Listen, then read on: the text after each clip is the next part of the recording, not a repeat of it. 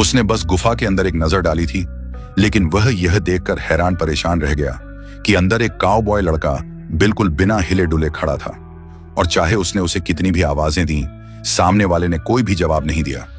इस बात ने तुरंत उसके अंदर की उत्सुकता को जगा दिया और उसने अंदर जाकर सच का पता लगाने का फैसला किया। किसी अनहोनी से बचने के लिए उसने गुफा के मुहाने पर एक पत्थर से घोड़े की रस्सी बांध दी और फिर अपने कुत्ते को आगे चलने का इशारा किया। लेकिन इस समय कुत्ता बहुत ज्यादा डरा हुआ लग रहा था। वह दूर ही दुबका रहा और एक कदम भी आगे बढ़ने को तैयार नहीं हुआ। मजबूर होकर उसे अपने डर को दबाकर अकेले ही गुफा के अंदर देखने जाना पड़ा। लेकिन वह अभी कुछ ही कदम चला था कि अचानक उसे लगा जैसे किसी चीज ने उसका रास्ता रोक दिया हो। अचरज में पड़कर उसने अपना हाथ आगे बढ़ाया और टटोला तो ऐसा लगा जैसे कोई अजीब सी हवा की दीवार थी जिसने गुफा को बाहरी दुनिया से पूरी तरह से अलग कर रखा था। इस अजीबोगरीब नजारे ने पुरातत्वविद जॉन को भी चक्कर में डाल दिया, लेकिन इससे उसकी उत्सुकता और ज्यादा बढ़ गई। इसलिए उसने बिना कुछ सोचे समझे अंदर कदम रख दिया। जैसे ही उसका पहला पैर उस हवा की दीवार के पार गया, वह यह देखकर दंग रह गया कि जो काउबॉय लड़का अभी तक बिल्कुल शांत था, वह अब धीरे धीरे हिलने डुलने लगा है। और जैसे जैसे वह गुफा के और अंदर जाने लगा, उस काउबॉय लड़के के कदम भी तेज होने लगे और देखते ही देखते वह नजरों से ओझल हो गया। इससे भी अजीब बात यह थी कि जब से उसने गुफा में कदम रखा था, ऐसा लगा जैसे वह समय का होश ही भूल गया हो। अभी जॉन को समझ ही नहीं आया था कि माजरा क्या है। तभी गुफा की गहराइयों से एक डरावनी दहाड़ सुनाई दी और उसके तुरंत बाद एक चीख गूंज उठी। इसने उसे पल भर में इतना डरा दिया कि उसकी हवा टाइट हो गई और वह बिना पीछे मुड़े गुफा के दरवाजे की तरफ भागा। लेकिन जैसे ही वह गुफा से बाहर निकला, उसके होश उड़ गए। गुफा में जाने से पहले तो अच्छी खासी दोपहर थी और उसे अंदर गए सिर्फ 2 मिनट ही हुए थे, लेकिन बाहर अब घना अंधेरा छा चुका था। यहां तक कि बाहर खड़ा उसका कुत्ता भी गायब हो चुका था। सिर्फ यही नहीं, आसपास की हर चीज में जमीन आसमान का फर्क आ गया था। ऐसा लग रहा था मानो कई दशक बीत चुके हों। अब वह घबराकर अपनी कार की तरफ दौड़ा, लेकिन उसकी प्यारी कार भी टूट फूट कर कबाड़ हो चुकी थी और पूरी गाड़ी को जंगली घास और लताओं ने जकड़ लिया था।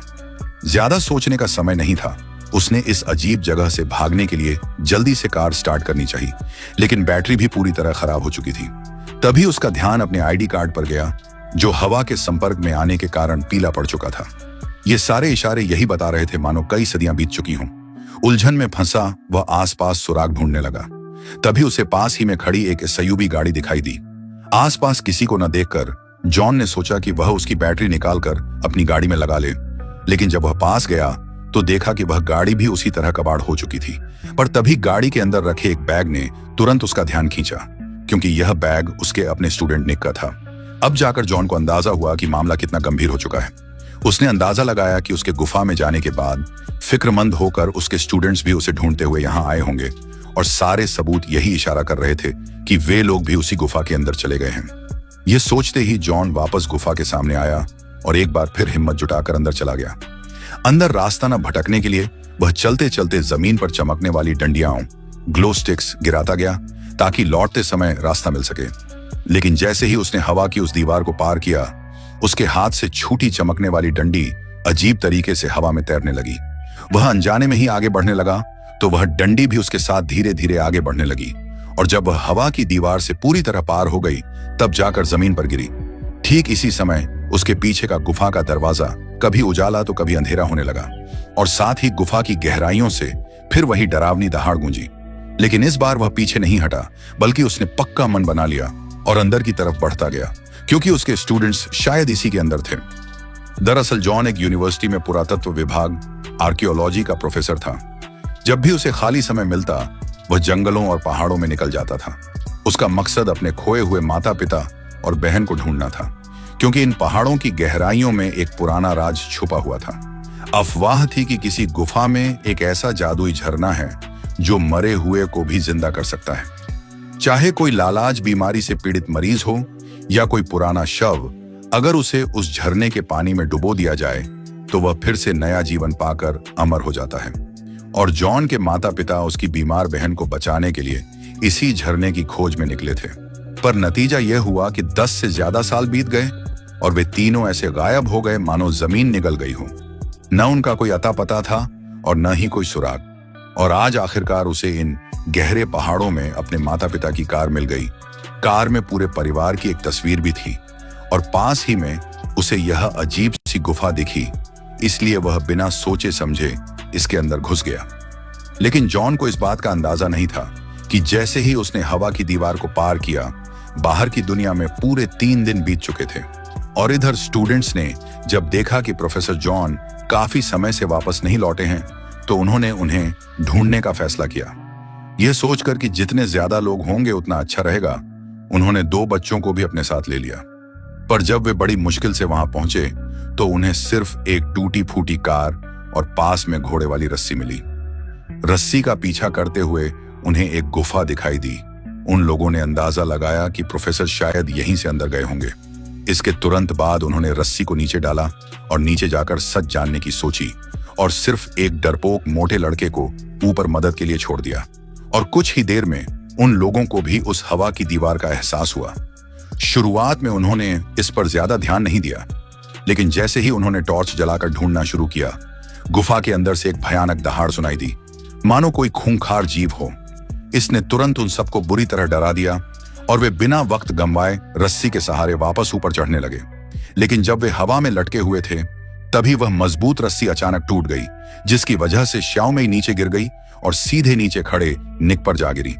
इस गिराव से श्याओमई का पैर टूट गया और निक की कलाई में भी चोट आ गई। हैरानी में निक ने दूसरी रस्सी को जोर से खींचा तो वह भी इसी तरह टूट गई।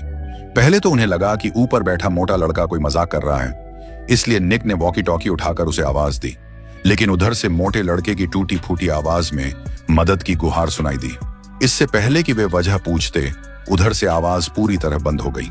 ये देखकर कि मदद की आखिरी उम्मीद भी टूट गई है, मजबूर होकर उन लोगों को कोई दूसरा रास्ता ढूंढना पड़ा।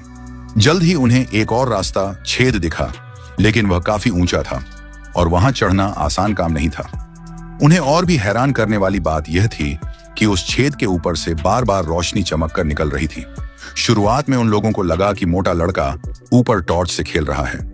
एना ने यह देखकर तुरंत एक पत्थर पर चढ़कर ऊपर झांका तो पाया कि वहां भी एक टूटी हुई रस्सी लटकी थी। लेकिन जब उसने रस्सी के सहारे नीचे की तरफ देखा तो उसने एक बहुत ही डरावना नजारा देखा। पत्थर के पीछे उस मोटे लड़के की लाश पड़ी थी। क्या किसी ने ऊपर से रस्सी काट दी थी, जिसकी वजह से वह नीचे गिरकर मर गया? जल्द ही उन्होंने देखा कि मोटे लड़के के पास जो कैमरा था वह लगातार रिकॉर्डिंग कर रहा था। उसकी मौत की वजह जानने के लिए उन्होंने जल्दी से उस वीडियो को चालू किया, लेकिन वे जितना देखते गए उतने ही उलझते गए, क्योंकि वीडियो में मोटा लड़का कह रहा था कि कई दिनों से उसका उन लोगों से कोई संपर्क नहीं हो पा रहा है। यह सुनकर सब सोच में पड़ गए, क्योंकि मोटे लड़के के हिसाब से जब वह रिकॉर्ड कर रहा था तब वे लोग बस अभी अभी नीचे उतरे थे, लेकिन बाहर कई दिन बीत चुके थे। यानी गुफा के अंदर का समय और बाहर का समय बिल्कुल मेल नहीं खा रहा था।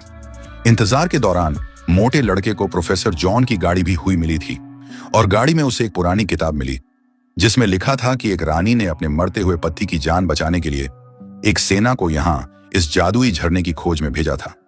लेकिन बाद में वे सब रहस्यमयी तरीके से गायब हो गए और जल्द ही उसे प्रोफेसर के पिता के हाथ की लिखी डायरी भी मिली, जिससे पता चला कि प्रोफेसर के पिता अपनी बीमार बेटी के इलाज के लिए ही इस झरने को ढूंढने आए थे।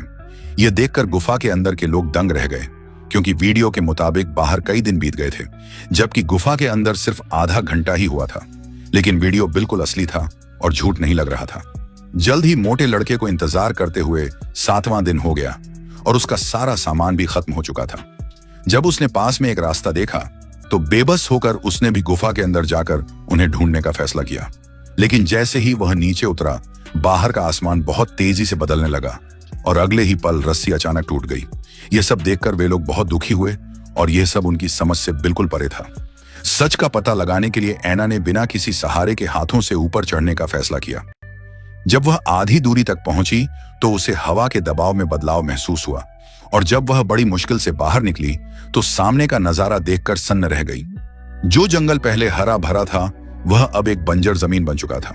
हवा भी इंसानों के सांस लेने लायक नहीं बची थी और भी बुरा यह हुआ कि सैटेलाइट फोन में भी कोई सिग्नल नहीं आ रहा था। जब उसे समझ नहीं आ रहा था कि वह क्या करे, तभी एक भयानक धूल का तूफान चारों तरफ से उमड़ पड़ा और सबसे डरावनी बात यह थी कि उस तूफान के ऊपर आसमान में एक अजीब त्रिकोणीय इमारत तैर रही थी। यहां तक कि चांद भी बहुत बड़ा दिखाई दे रहा था। यह देखकर एना डर के मारे तुरंत गुफा में वापस भाग आई और उसने जो कुछ देखा था वह अपने साथियों को बताया। लेकिन साथियों को लगा कि वह बकवास कर रही है, क्योंकि उनके हिसाब से वह सिर्फ कुछ सेकंड के लिए ही बाहर गई थी। एना ने ज्यादा बहस नहीं की और सीधे अपना रिकॉर्ड किया हुआ वीडियो उन्हें दिखा दिया।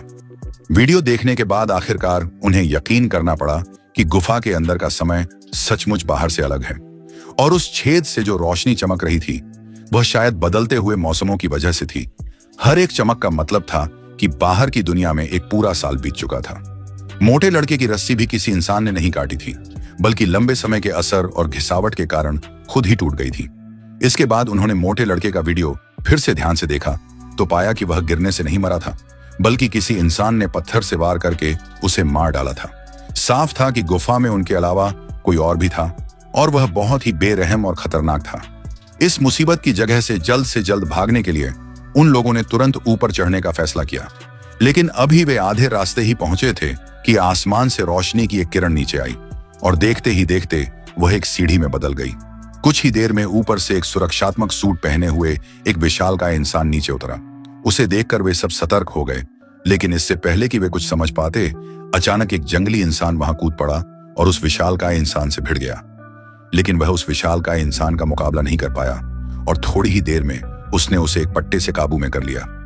यह देखकर बाकी लोग जान बचाकर भागे, मगर भागते भागते उन्हें जमीन पर 2 लाशें दिखाई दी, और ये लाशें किसी और की नहीं बल्कि प्रोफेसर के माता पिता की थीं। साथ ही सामने कुछ जंगली लोग भी बैठे थे। साफ था कि यह उन जंगलियों का ठिकाना था। निक ने यह देखकर बाकी लोगों को पहले भागने को कहा और खुद पत्थर उठाकर उन जंगलियों से लड़ पड़ा ताकि अपने दोस्तों को भागने का समय दे सके। लेकिन अकेला इंसान इतने सारों से कैसे जीतता?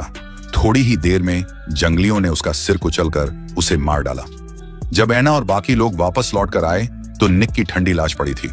जब वे इस दुख में डूबे हुए थे तभी वह पुराना विशालकाय इंसान भी वहां आ पहुंचा, लेकिन उसने एना पर हमला नहीं किया, बल्कि वह सीधे पास के उस झरने की तरफ बढ़ा। बिना कुछ कहे उसने एक डिब्बे में पानी भरा और फिर निक की लाश को उठाकर सीधे उस पानी में फेंक दिया।